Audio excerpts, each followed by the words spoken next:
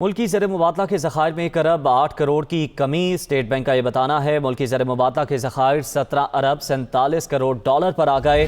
मरकजी बैंक के ज़र मुबादला ज़खायर 11 अरब 31 करोड़ डॉलर पर पहुँच गए। कमर्शियल बैंकों के ज़खायर 6 अरब 15 करोड़ डॉलर हो गए, जबकि 2 हफ्तों में ज़र मुबादला ज़खायर में 3 अरब 96 करोड़ डॉलर की कमी हुई है।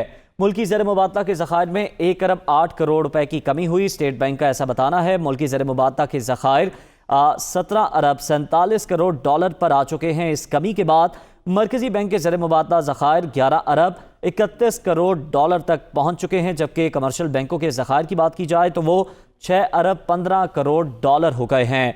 2 हफ्तों में ज़र मुबादला ज़खायर में तकरीबन 3 अरब 96 करोड़ डॉलर की कमी हुई है। स्टेट बैंक की जानिब से ये बताया गया है कि मुल्की ज़र मुबादला के ज़खायर में अब तक 1 अरब 8 करोड़ रुपए की कमी हुई है। मुल्की ज़र मुबादला के ज़खायर 17 अरब 47 करोड़ डॉलर पर आ गए हैं।